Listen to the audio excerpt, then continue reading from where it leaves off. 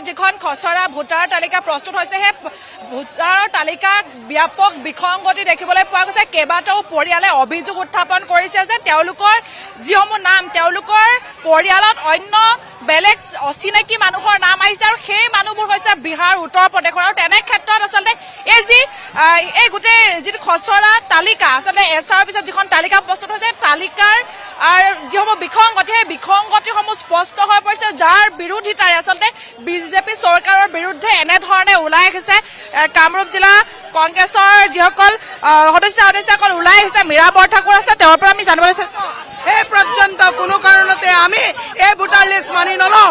আপোনালোকে দেখিছে গুৱাহাটী মাজমজিয়াত বহুতো বিসংগতিপূৰ্ণ বহিৰাজ্যৰ মানুহক ভোটাৰ লিষ্টত নাম সন্নিৱিষ্ট কৰা হৈছে।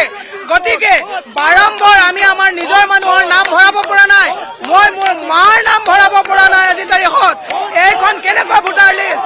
গতিকে মই আপোনালোকক এটা কৈছোঁ, সামাজিক আপোনালোকৰো এটা দায়িত্ব আছে যে ভোট চুৰ কৰি তেওঁলোকে নিৰ্বাচনৰ বৈতৰণি পাৰ কৰা ইতিমধ্যে বিহাৰত কৰিছে, হাৰিয়ানাত কৰিছে, মহাৰাষ্ট্ৰত কৰিছে। অসমলৈ এই বেড কালচাৰ আমি লৈ আহিবলৈ নিদিওঁ। তাৰ কাৰণে অসমৰ মানুহক সজাগ হ'বৰ কাৰণে আমি আহ্বান জনাই ইলেকশ্যন কমিশ্যনক আমি CBI তদন্ত দি এই জুম মিটিংখনত আৰ্কাইভৰ পৰা গোটেই বস্তুটো কালেক্ট কৰি এইখন জুম মিটিঙত দিলীপ শইকীয়াক ইয়াৰ পৰা পদত্যাগ কৰি অসমৰ পৰা খেদিব লাগে। অবৈধ ভোটাৰে নিৰ্বাচন পাতিব বিচাৰিছে, এইটো কেতিয়াও ক্ষমা কৰা নহ'ব। বিহাৰ উত্তৰ প্ৰদেশৰ দৰে হ'বলৈ অসমখন আমি বিহাৰ আৰু উত্তৰ প্ৰদেশ হ'বলৈ নিদিওঁ।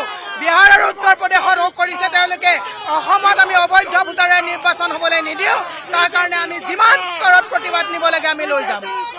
নিশ্চিতভাৱে এয়া দেখিবলৈ পাইছে যে মানৱেন্দ্ৰ কমপ্লেক্স আছে, সেই মানৱেন্দ্ৰ কমপ্লেক্সৰ সন্মুখত এনেধৰণে কামৰূপ জিলা কংগ্ৰেছৰ উদ্যোগতে প্ৰতিবাদ কাৰ্যসূচী দেখিবলৈ পোৱা গৈছে। তেওঁলোকে বিজেপিৰ বিৰুদ্ধে আচলতে যিখন এছাৰৰ পাছত যি ভোটাৰ তালিকা, যি খচৰা ভোটাৰ তালিকা, সেই খচৰা ভোটাৰ তালিকাত বিসংগতিক লৈ তেওঁলোকে এনেধৰণে সকলো ওলাই অহা পৰিলক্ষিত হৈছে। জিলা কংগ্ৰেছৰ সভাপতিগৰাকীৰ সমান্তৰালকৈ মহিলা কংগ্ৰেছৰ সভানেত্ৰী মীৰা বৰঠাকুৰে ইতিমধ্যে গোটেই বিষয়টোৰ সন্দৰ্ভত উল্লেখ কৰিছে যে এনেধৰণে হ'লে আচলতে বিহাৰ উত্তৰ প্ৰদেশৰ দৰে হ'বলৈ নিদিয়ে আচলতে অসমত হয়তো নিৰ্বাচন বৰ্জন কৰিবলৈ এনেধৰণে তেওঁলোকে নিৰ্বাচন বৰ্জন কৰাৰ হুংকাৰ দিছে। এয়া দেখিবলৈ পাইছে এনেধৰণে আচলতে যি নিৰাপত্তাৰক্ষী আৰু যি প্ৰতিবাদকাৰীৰ মাজত এক প্ৰকাৰৰ এনেধৰণে আচলতে প্ৰতিবাদকাৰীয়ে বাহিৰত প্ৰতিবাদ কৰিবলৈ ওলাইছে, কিন্তু এনেধৰণে নিৰাপত্তাৰক্ষীয়ে তেওঁলোকৰ যিটো নিৰাপত্তা বেষ্টনী গঢ়ি লোৱা দেখিবলৈ পোৱা গৈছে। সেইকাৰণে আজি আমি এই প্ৰতিবাদী কাৰ্যসূচী লৈছো। আমি ইয়াৰ পৰা আহ্বান জনাব বিচাৰিছো অসমৰ নিৰ্বাচন আয়োগ আৰু অসম চৰকাৰ দুয়োটাকে আমি সকীয়াই দিব বিচাৰিছো। এই ধৰণৰ কাৰ্যৰ পৰা অনাগত দিনত তেওঁলোকে যাতে বিৰত থাকে। তেওঁলোকে যদি সঁচাই উন্নয়ন কৰিছে, উন্নয়নৰ কথা লৈ তেওঁলোকে ৰাজনীতিৰ পথাৰত আহক। ভোট চুৰি কৰি তেওঁলোকে ৰাজনীতিত যি ৰঞ্জিকৰ পৰিকল্পনা কৰিছে, এই পৰিকল্পনা সঁচাই নিন্দনীয়। সেই কথাই আমি সদায় কৈ আহিছো যে গণতন্ত্ৰ আজি ভাবুকিৰ সন্মুখীন হৈছে। এই গণতন্ত্ৰৰ প্ৰতি ভাবুকি সৃষ্টি কৰা এই দল এই চৰকাৰক উৎখাত কৰিব লাগিব। সমূহ ৰাইজৰ প্ৰতি আহ্বান জনাইছো, প্ৰতিঘৰ মানুহে সচেষ্ট দৃষ্টি ৰাখিব লাগিব যাতে তেওঁৰ ঘৰত অচিনাকি মানুহ ভোটাৰ লিষ্টত নাম সোমাব নোৱাৰে, আৰু তাৰ কাৰণে তেওঁলোকে প্ৰতিবাদ কৰিব লাগিব। কংগ্ৰেছে কৰা প্ৰতিবাদ এই প্ৰতীকী স্বৰূপ, কিন্তু অসমৰ সমূহ ৰাইজক ইয়াৰ প্ৰতি সচেষ্ট হৈ থাকিবলৈ আমি অনুৰোধ জনাইছো।